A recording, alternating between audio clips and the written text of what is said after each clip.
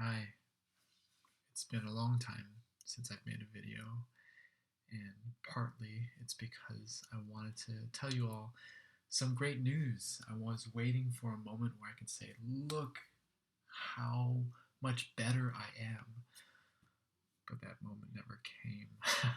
And it's been 6 months, and now that I'm in summer break, I have the time to make a video and update you because I want to let you know how I've been doing, and I don't feel I should wait any longer for a moment that might not ever happen. Um, the first thing is, I haven't cut my hair, and it's a way for me to remind myself of this journey that I'm on. Um, when I was in a car versus bike collision in 2008, I stopped shaving my beard, or rather, I started growing my beard, and that was to help me appreciate the change that I had gone through from that experience. And this is the same thing. I'm telling myself to only do this for a year, but I might just keep on growing it. I don't know. We'll see next December. It was not an easy transition coming back to Seattle. Um, I had to move apartments all of a sudden, and starting grad school right away was um, not the easiest thing to do, but I felt I had to in order to keep the insurance to help do all the medical, get all the medical treatment that I needed. Um, and then the second quarter was even harder because I'm in a master's degree program, and that is when I had to come up with a thesis proposal in order to graduate before the end of this year. Um, but I wasn't able to do it in time, uh, giving my thesis committee several iterations of a thesis proposal and constantly being asked to revise it. I had run out of time. But approaching that timeline, I was overcome by stress. Um, and that stress had caused me to have all the same symptoms that I was struggling with before the cognitive therapy.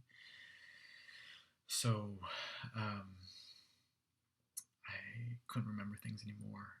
I was typing with dyslexia, so spelling words backwards, saying words out of order, um, not being able to uh, recognize names of people that I've known for years, um, and not being able to sleep, which was the biggest obstacle that I thought I had already overcome through cognitive therapy.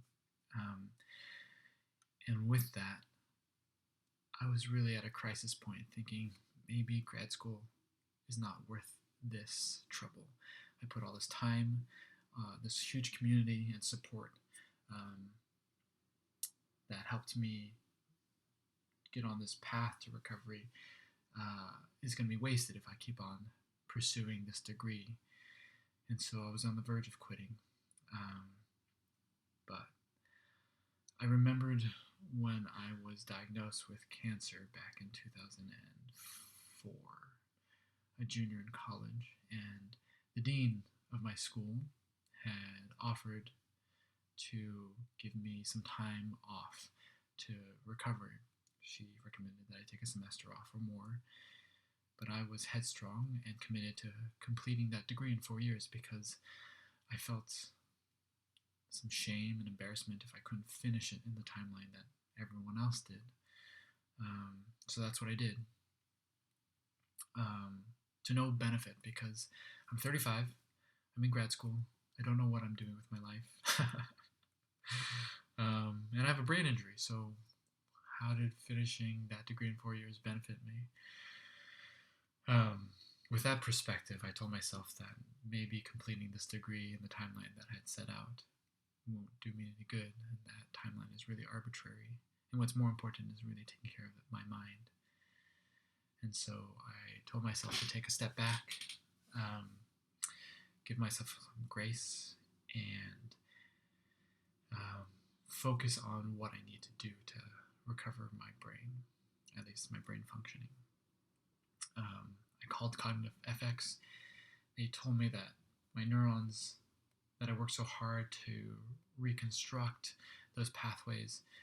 They're still there, but the stress that I am dealing with has been the source of my symptoms. And so they gave me some really rigorous physical exercises to do the same things I did that I hated so much at Cognitive FX.